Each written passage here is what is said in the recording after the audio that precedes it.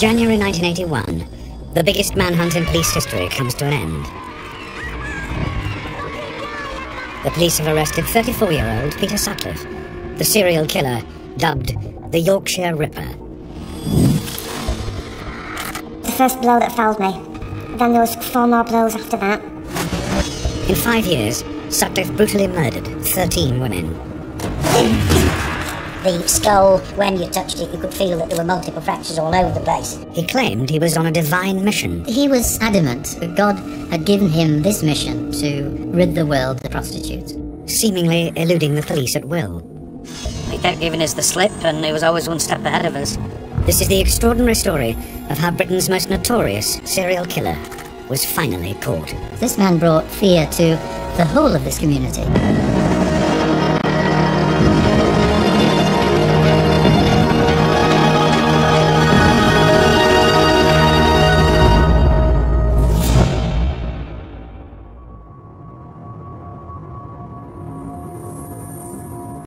Leeds, 1975. The unidentified body of a woman is discovered in a playing field in the heart of the city. It's the 4th suspected prostitute murder the police have dealt with that year. But this one's different. There's something about the injuries that worries forensic pathologist Professor Mike Green. The overriding feature was a single blow or 2 blows to the back of the head round about here, and then once the patient is immobilised, other injuries were inflicted. These were stab wounds. They were an unusual shape, but what was particularly unusual was that all of these wounds showed reinsertion, and this is one of the many things that makes this case so different from your typical homicide.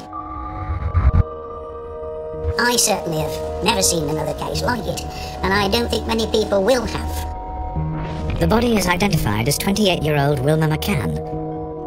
She lived just 100 yards from the playing field where her body was found.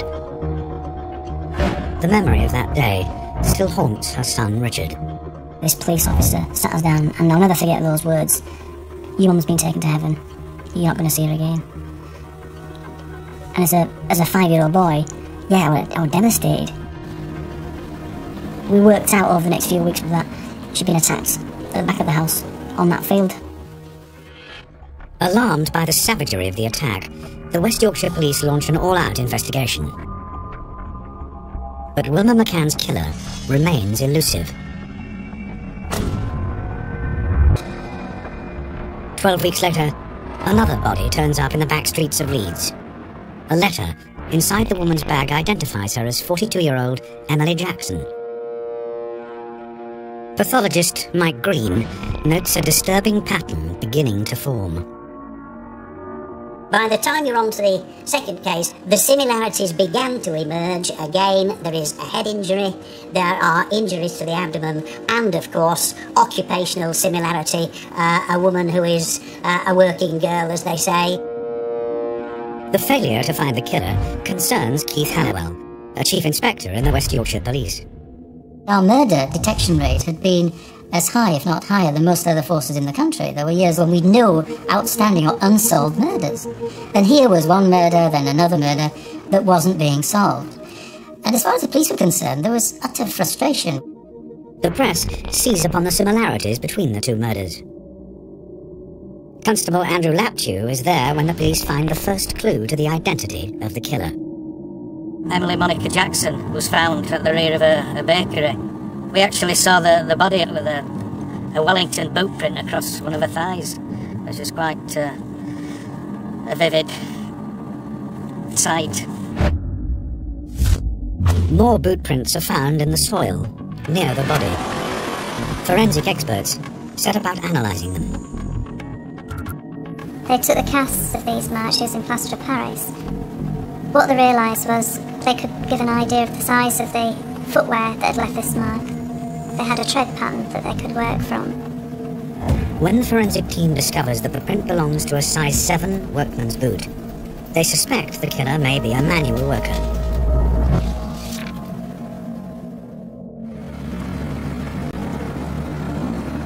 For a year, no more bodies turn up. The trail turns cold, and talk of a serial killer stops. Any ideas on where we can go? It's to be the lull before the storm.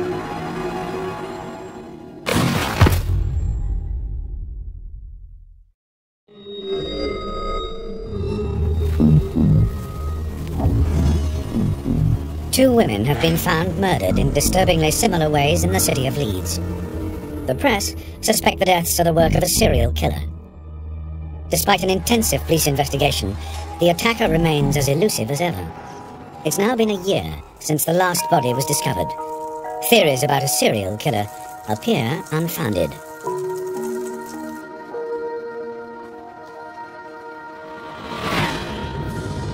That is all about to change. Roundhay Park, a green oasis on the northern edge of Leeds.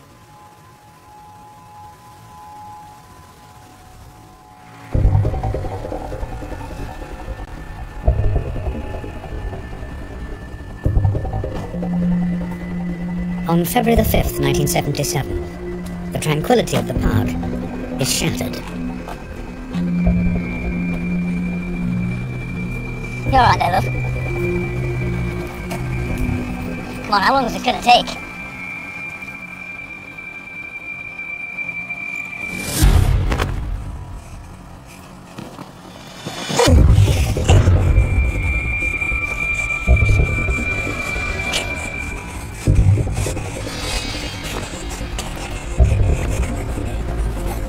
To pathologist Mike Green, the wounds are worryingly similar to the two earlier murders. By the time we were on to the third one, again, head injury, injuries to the abdomen, so a definite series has emerged by then. The worst fears of the police are confirmed. A serial killer is at work. The senior officers that were involved in the early stages of the case put two and two together, and because of the method of the victims being attacked, i.e. the hitting on the head with a hammer and then subsequently the stabbing, multiple stabbings, it became evident that it was the work of one person. The dead woman is named as 28-year-old Irene Richardson. Marks in the mud around the body reveal another disturbing twist to the murder. Whoever had done it put himself in the position of the first person coming round the corner, and almost like a film or television producer, you could imagine him framing his shot and saying, "No, that's not quite right, let's go and spread the legs a little bit more." And you could see the drag marks on the ground where the body had been rearranged at least twice, possibly three times, for maximum effect. There wasn't just arrangement of the body, there was arrangement of the possessions. The boots had been neatly arranged across the legs. The contents of the handbag had been neatly arranged to one side. A careful search of the area reveals something the killer didn't mean to leave behind. Tyre tracks. The police quickly draw up a list of the 100 makes of car that use the same tyres.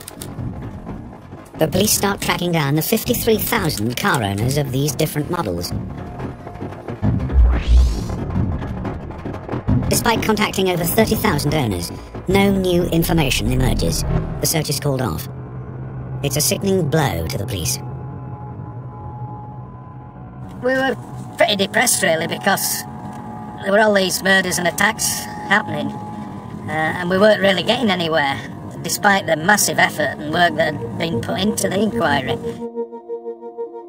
After 3 deaths, the police were no nearer catching the murderer. Yet 18 months earlier, they'd been handed a description of an assailant whose method of attack matched the killer's.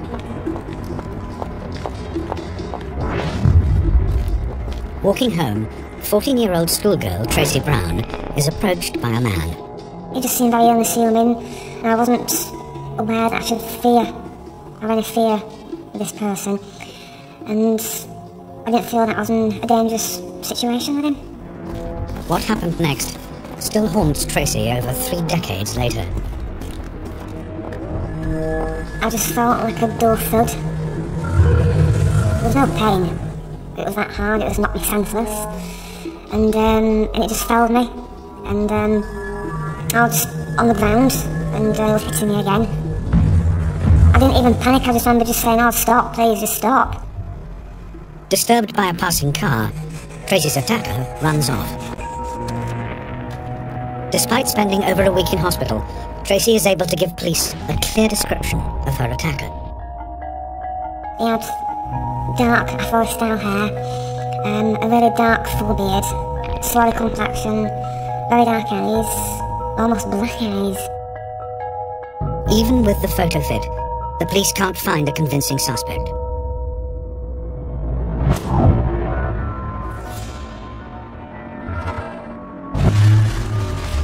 In the spring of 1977, the body of a fourth woman is discovered. There is another savage variation to the murder. We're now in Oak Avenue, and this is a murder scene where Patricia Atkinson was murdered. It was something totally unusual, a total departure from his usual killing methods.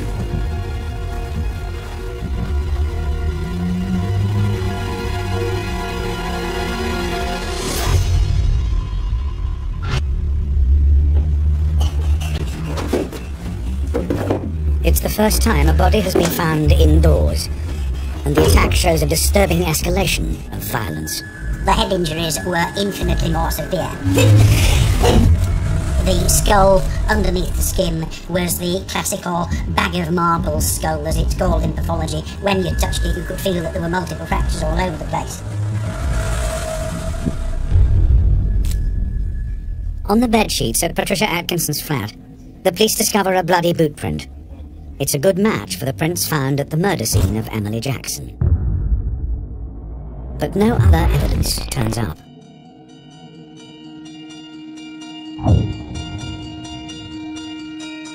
In 18 months, the killer has taken the lives of 4 women and left 13 children motherless.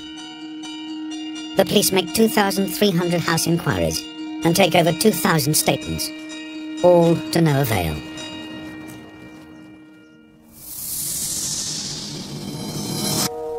Nine weeks later, the body of 16-year-old Jane MacDonald is discovered in a playground. Her death will completely alter the public perception of the killings.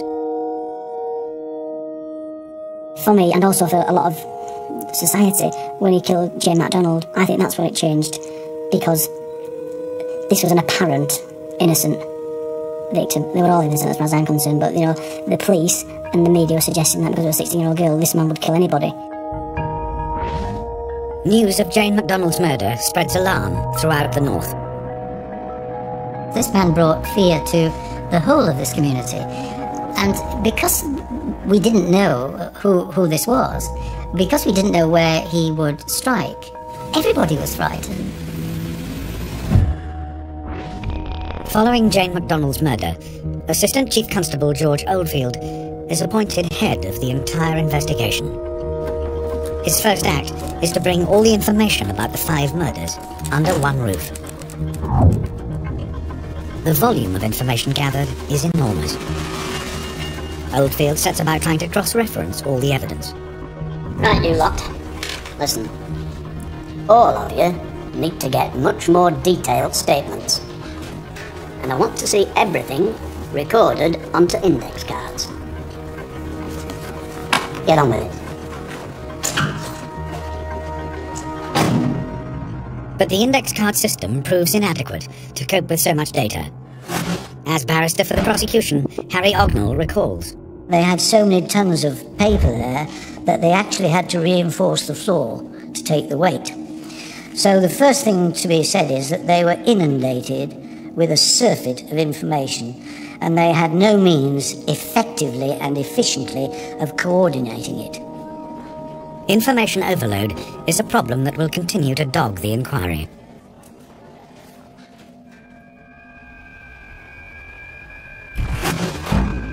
The killer's 6th victim is found in an allotment near a cemetery in Manchester. The body is identified as 20-year-old Jean Jordan. The the forensic team make a crucial breakthrough. Fly eggs are found in the wounds. Now, there are some flies who prefer to lay their eggs in the shade, and some flies prefer to lay their eggs in bright sunlight. And in what you might call the sunny side of the body, there were eggs that preferred shade.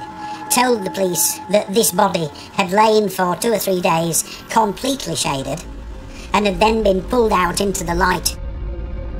The police deduce the killer has returned to the body to find something he's left behind. The search around the body intensifies. In a neighbouring garden, a handbag is found. In a hidden pocket, there's a brand new £5 note. Police believe that £5 note must have been given, or could have been given, by her murderer. Tracing the £5 note from the Bank of England to Yorkshire, the police come up with a list of 35 firms that could have included the note in their payroll. One of them is T&WH Clark, an engineering haulage company. The workplace of lorry driver Peter Sutcliffe. As a possible recipient of the £5 note, the police interview Sutcliffe. We're going to run past where Peter Sutcliffe used to live. This is the house where he used to live with his wife Sonia. The police ask Sutcliffe what he was doing the night Jean Jordan was killed. We had a party here that night. I remember, because I ended up dropping a few people back home. That's right, isn't it? You remember that, don't you? Yes. Sutcliffe was to reveal later why the police so readily accepted his alibi. This is where Sutcliffe got away literally by the skin of his teeth. He was about the 400th person who was interviewed by the police that weekend, and as he said in his interview afterwards, they were so tired that I could have told them anything and they would have believed it. The failure of the £5 note inquiry ends in tragedy. Less than 6 months after Sutcliffe's interview, the bodies of Yvonne Pearson and Helen Ritker are found. In May of that year, his 9th victim is named as 40-year-old Vera Millwood. The press dubbed the killer the Yorkshire Ripper. The manhunt for the Ripper is stepped up. A covert operation noting number plates of cars that frequent red light areas begins. The police are looking for cars that are spotted in 2 or more districts. One name keeps cropping up.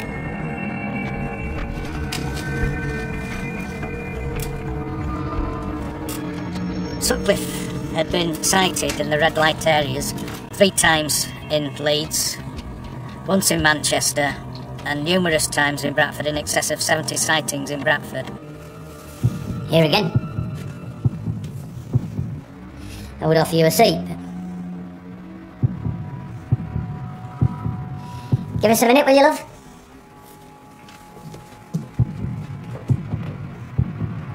How many times do I have to tell you? I drive through the centre of Bradford on my way home. And I haven't been to Leeds in ages. I've no reason to. So, if you don't mind. Not happy with Sutcliffe's answers, the police schedule a follow-up interview.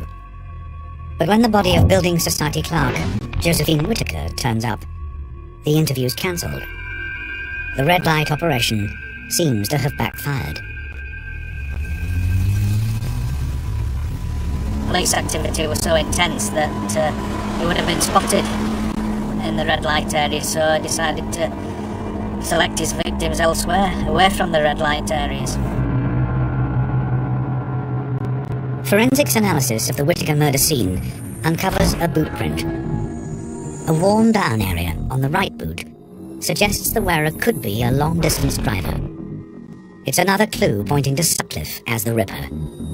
But when a seemingly vital piece of evidence is handed to the police, they're to be led down a different path, with tragic consequences.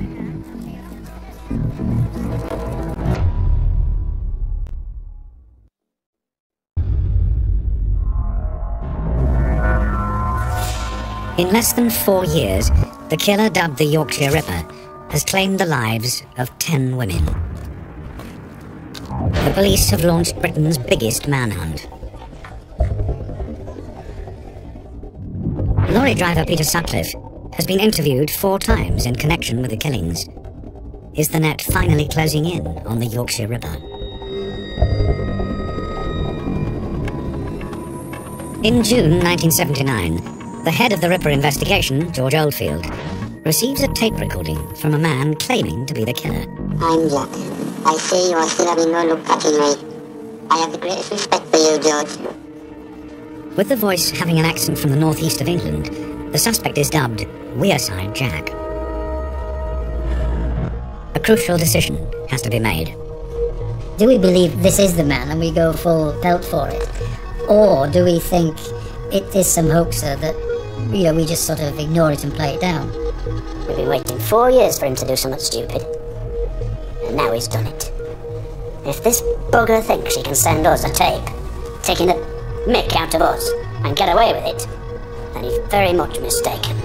So the decision was we go with it, and if we go with it, we go with it firmly, and we go with it positively. And that's what George did. The accent becomes a key part of the killer's profile. This is the elimination criteria. Shoe size 9 or less, blood group B. And he lives, or works, in Yorkshire. But there is no doubt he's a Geordie.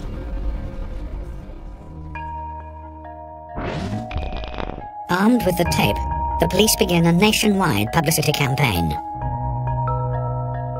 One of the most powerful memories that I have of that era was when West Yorkshire Police received that cassette recording. My name's Jack, you're no nearer to catching me now than you were 4 years ago when I started. I heard that in a club one night, and I thought, my God, that's the man that killed my mum. That's the man that I think's going to kill me. And that chilling recording remained with me ever since. Briefed to take special note of the person's accent, the police begin a series of follow-up interviews. Andrew Laptew is sent to question Peter Sutcliffe. We told him what the nature of our business was. He invited us into his lounge. I don't know why you keep bothering us. My mates at work have even started calling me Ripper. I'm getting sick of it. One of the icebreakers we used at that particular time was to Sonia. Now's your chance to get rid of your husband if you want. Normally we get a reaction, a laugh, something like that. But from both Peter Sutcliffe and Sonia, there was no comment, no reply, nothing, not a laugh. Thought it was a bit strange. Get us a cup of tea, will you? As we continued our interview, we sort of started developing ill feelings about Peter Sutcliffe. That it just didn't seem right. Very cagey, very unresponsive. Listen. I don't use prostitutes. I never have. Why would I?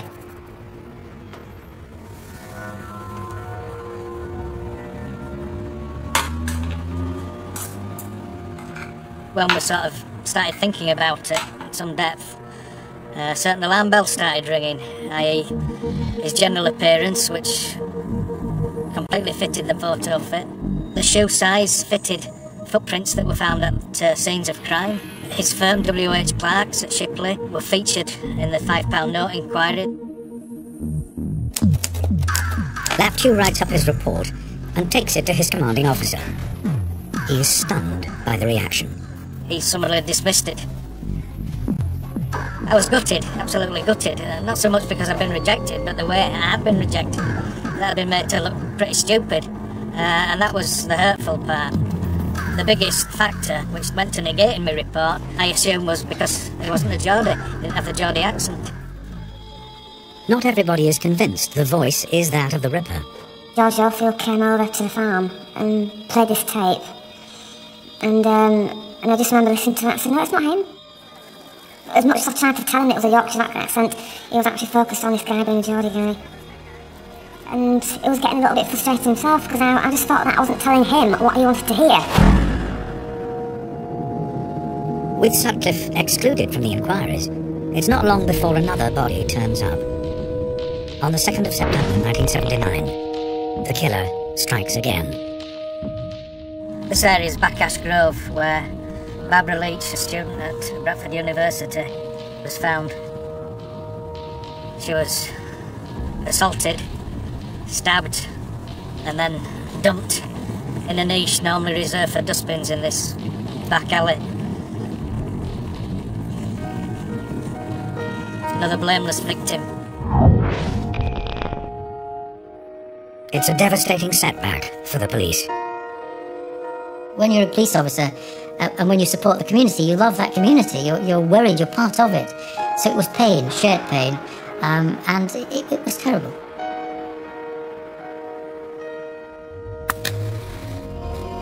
Pressure mounts on West Yorkshire Police to call in outside help. George, why don't we call in the yard? New Scotland Yard. Those useless buggers haven't caught their own Ripper yet. Go on, lad. Get yourself home.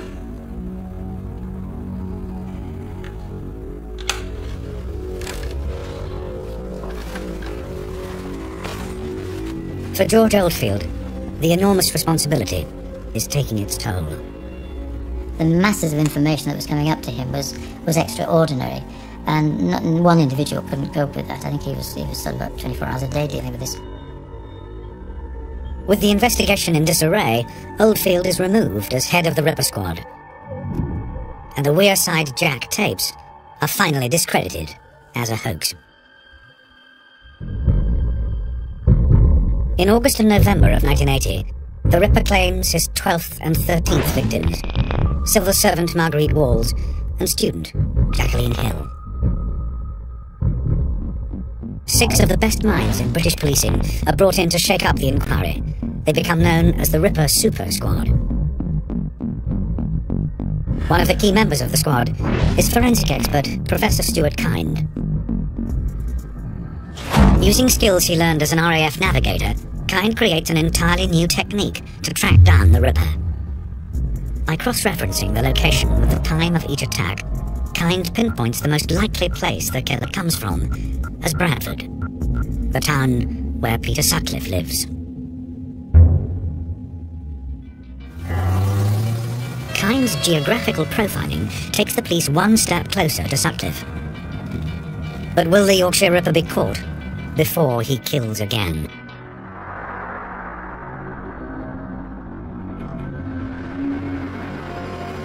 On the 2nd of January 1981, Sergeant Robert Ring and PC Robert Hydes make a routine check of an area used by prostitutes.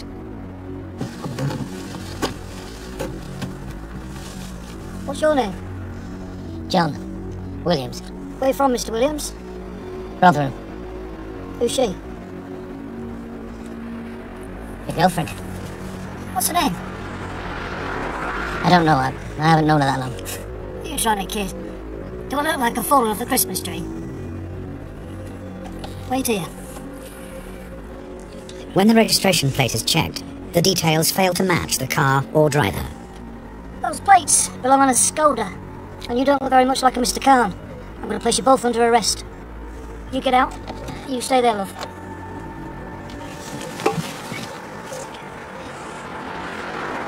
Where do you think you're going? Come back here!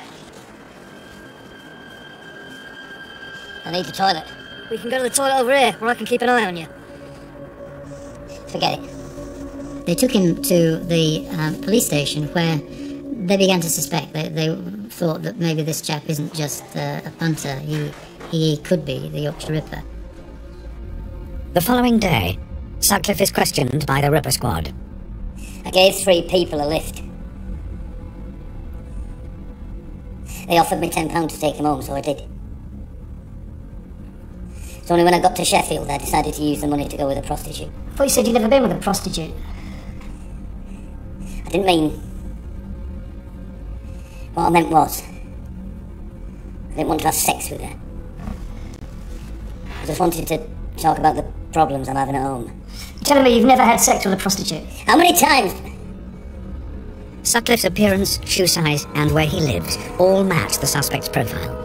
But without solid proof, Sutcliffe will be released on bail. Will the Yorkshire Ripper once again evade capture?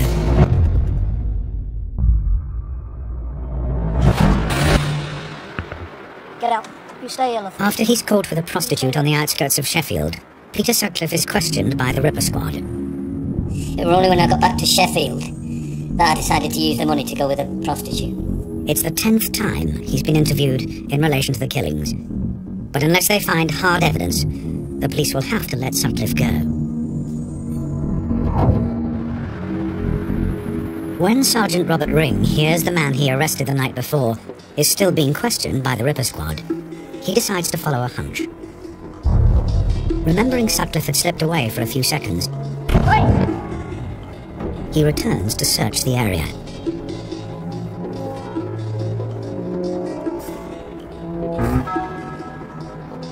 It proves to be a crucial decision. The police confront Sutcliffe with their findings.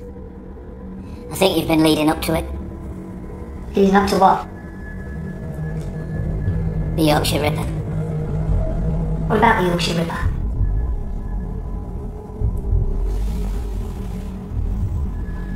It's me.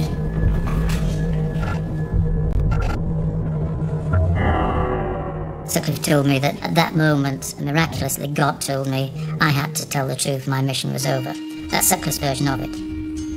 I just want to tell you about what I've done. I'm glad it's all over. Suddenly all of this pressure was lifted, all of the feelings were released. Finally, this has come to an end. And it didn't matter how it came to an end. This man was caught, and finally the chapter was an end. So there was euphoria. When I first heard that Peter Sutcliffe was a Yorkshire Ripper, it's very difficult to describe how I actually felt. But it was like being punched in the heart, to be honest. The fact that I had interviewed Sutcliffe and that he had gone on to kill and injure other victims was something that it's going to live with me and stay with me to my grave. The public can finally vent their fury at the murderer. A man has been arrested in connection with the Yorkshire Ripper murders. He's been named as Peter Sutcliffe, a lorry driver from People were outraged and enraged, and their emotions were boiling over outside the court in the streets. On the 29th of April 1981, the trial of Sutcliffe starts at the Old Bailey. Despite confessing to the killings, Sutcliffe enters a plea of manslaughter on the grounds of diminished responsibility. Sutcliffe's thesis, if I can call it that, was that having had an experience in a Bingley cemetery when looking at a gravestone of a dead Polish person, he'd had this message from God, which in fact conferred upon him a divine mission to kill prostitutes. Those involved with the case offer another reason why Sutcliffe killed. I think that his motive for causing the deaths of these women were for his own sexual gratification. I think it's the only way he could get any form of sexual satisfaction. I'm going to need you to take your clothes off. Forensics need them. The belief Sutcliffe is a sexual predator is further supported with the recent revelation about a strange undergarment he was wearing at the time of his arrest. What the hell are those? Leg warmers. Made from a V-necked sweater, Sutcliffe's bizarre leggings were designed to protect his knees and leave his genital area uncovered. Because this garment, as I understand it, would have powerfully demonstrated that he was minded when he'd assaulted and in some cases, many cases, killed his victims, he would masturbate over their body. The trial of the Yorkshire Ripper lasts for 14 days. Dismissing Sutcliffe's claims of diminished responsibility, the jury find him guilty of 13 cases of murder. Sutcliffe is handed 20 life sentences. I think everybody in the country wanted this guy to be convicted, for this guy to go down for a long time. And I suspect the majority of people, certainly in Yorkshire, would have liked him hanged. That would be my feeling. I believe he should have been hanged. For the police, the elation at the verdict doesn't last long. A report looking at the 5-year Ripper manhunt paints a damning picture of the investigation. There was this feeling of immense sorrow that some of our senior colleagues who had put their hearts and souls and their physical health so completely into the inquiry were simply butchered to satisfy the press. The Home Office report effectively ends George Oldfield's police career. Less than 2 years after his retirement, Oldfield dies, aged just 61 years old. 3 decades later, the effects of Sutcliffe's brutality are still being felt. Why did he do it to me? What was going through his head? How did he feel? Did he feel any remorse about what he's done? Not only to me, but about all these other people as well. Or is it just nothing inside there? Is he just totally bad and evil? I've seen how it's affected my family and my siblings, and my older sister Sonia especially. She felt that she didn't deserve to live to be older than my mum. At 28, mum died. And when Sonia became 28, it's almost like she got even worse because she didn't feel like she deserved to live. And very sadly, to say the least, Sonia took her life. And in December, just gone last Christmas, and you know, I put that down to what I did, Peter Sutcliffe, on the night mum died. In 2006, 50-year-old John Humble admitted to sending the hoax tapes. He was sentenced to 8 years for perverting the course of justice. Peter Sutcliffe later confessed to Keith Halliwell the attack on Tracy Brown. In 1984, Sutcliffe was transferred to Broadmoor Secure Mental Hospital, where he's still held today.